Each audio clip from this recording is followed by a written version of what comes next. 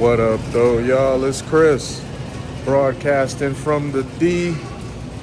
Out here on the run, getting things done and getting my 10,000 steps in, at least a portion of them. I'm back here at the market. Y'all know I got to re-up. Grab myself some steaks, some bacon. I'm good on eggs. Got to get some yogurt. Got to get some sausages. Got to get some bread. You know, the usual stuff, man. Let me kick it with y'all while I'm here. So Jaguar Wright, she back to talking about people. Now she focusing on 50 Cent. You know, Jaguar Wright, I'm gonna be 100 with y'all. I forgot all about her, man. She has been using Diddy, Jay-Z, and whoever else to eat. Like, she been going to interview here, there, everywhere to talk about these various different other people to eat. And I ain't mad at her. I believe in capitalism. But when she jumped on that Piers Morgan show and started saying this and that about Jay and Beyonce, finally she got his attention. That cease and desist got sent over there real quick. The Diddy never really said anything to her.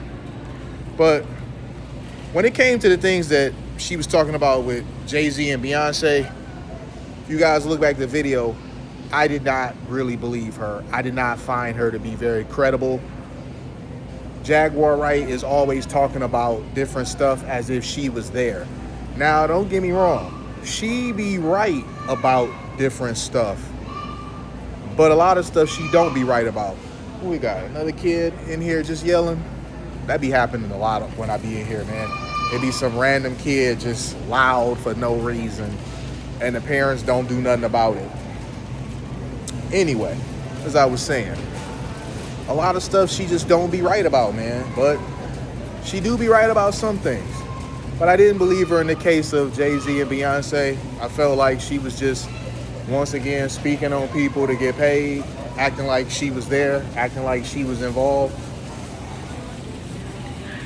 Remember, she was claiming that she was at freak-offs, not a freak-off, freak-offs. Like, she was at multiple ones. And she was saving women. She was guiding women up out of there who were being taken advantage of. And we now know that to be a lie.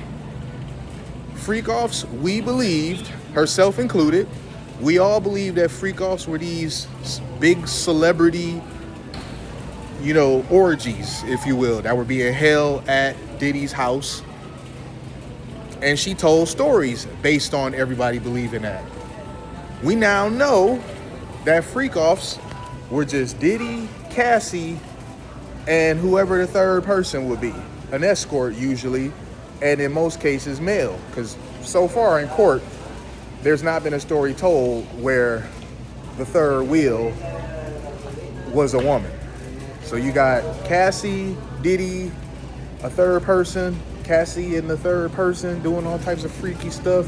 Diddy sitting there watching. Look, I don't judge, man. They 3 consenting adults. Diddy like watching. For as possessive as he was over Cassie, though, it's really surprising that he enjoyed watching somebody else smash her. But yeah, I don't judge, man. But Diddy apparently, he enjoyed watching somebody else smash him over here, getting the yogurt. I'm gonna get 4 of these. He enjoyed watching somebody else have his way with her while he sit in the corner and, cranks a few out. Vanilla. Yeah, I'm gonna get a couple of vanilla ones too.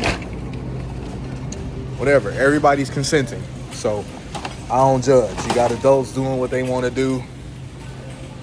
Y'all like it. I love it for y'all. But anyway, we know that Freak-Offs was just a 3-person event. Cassie, from what we've learned in the trial from what's coming out, Cassie wasn't running from nothing, right? Cassie was with all the freaky stuff. Cassie even admitted to being the initiator of the freaky stuff. She wasn't forthcoming with this information, but when she was asked about it, she ain't lie. I mean, she ain't really got no reason to lie about anything because she's been granted immunity. So nothing that she says is going to compromise her in any way. And she is pretty confident that her husband ain't going anywhere. So she's not afraid of him learning anything embarrassing in that trial either. So Cassie has no real incentive to lie. She's been straight up with the role that she's played when it comes to these freak-offs, at least when asked about it. You know what? I'm gonna get some of these propels, man. These huge propels that are like, what's the size on them? It's like two 16.9s. So I'm about to grab some of these, man. Right now they three for $5. And I'm dropping different ones. I'm gonna have to move this bread so it don't get smushed. All right, let me continue. As I was saying, Jaguar Wright, she doing a bunch of talking about 50 Cent now. Talking about why hasn't he been brought in to testify? Why hasn't he been questioned?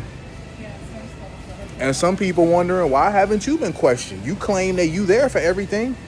You know, I think a lot of times the stuff that Jaguar Wright gets, the information that she gets, be from other people who actually were there. She talks to other people who were there in this and that situation and then pretends like it was her. She tells it from an account that it was actually her and not the other person. And then the other half of the stuff is stuff that she just kind of makes up. If it sounds good enough to go along with it and you weren't there to prove otherwise, that's what she does. Because how else do you have a situation with her claiming she's there at freak-offs saving women? We now know that was an outright lie. She didn't save anybody. She was not at freak-offs. It was 3 people there. Jaguar Wright is not one of them. So there was nobody for her to save. She outright lied. What they got going on here? Damn. They got the buy 2, get 2 free for the zero sugar A&Ws, y'all. I don't know. Should we get some? Yeah, we're gonna have to get some, man. That's too good of a deal. Yes, I messes with the zero sugar A&W. I prefer the regular, but the zero sugar tastes good enough where I don't feel like I'm depriving myself from the things that I like. So we're gonna go ahead and go with it. Let me adjust this. Adjust this just a little bit. Ugh. I appreciate y'all bearing with me, man.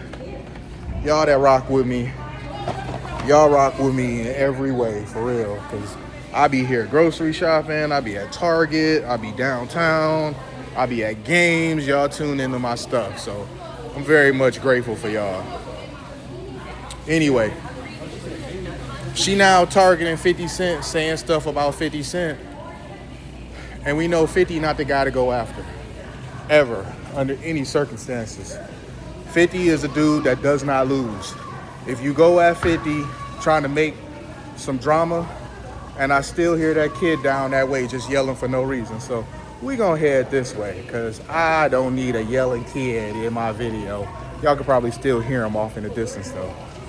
As I was saying, 50's not the guy who you want to mess with. He does not lose. He's the most petty dude I've ever seen.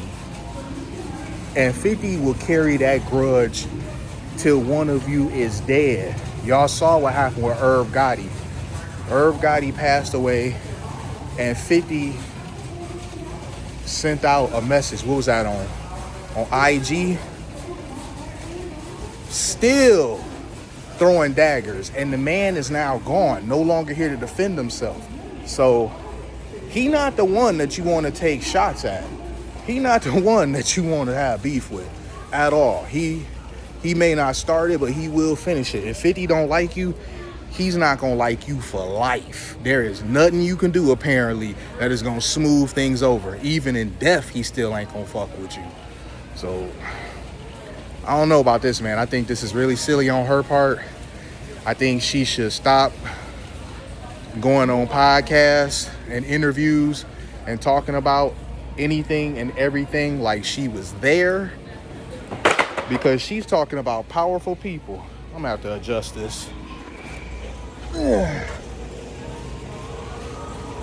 Move this around. I'll go ahead and fix this up, though, when I'm done talking. I guess I cut it here, man. I said all that I need to. 50 ain't the one to mess with. He not the one to play with. He will hold the beef until you're dead, and he still won't let it go, even after you're gone. So hit me with a like if you like what I do. Hit me with a sub if you like what I do. Hit me in them comments. I'ma holla at y'all. Peace.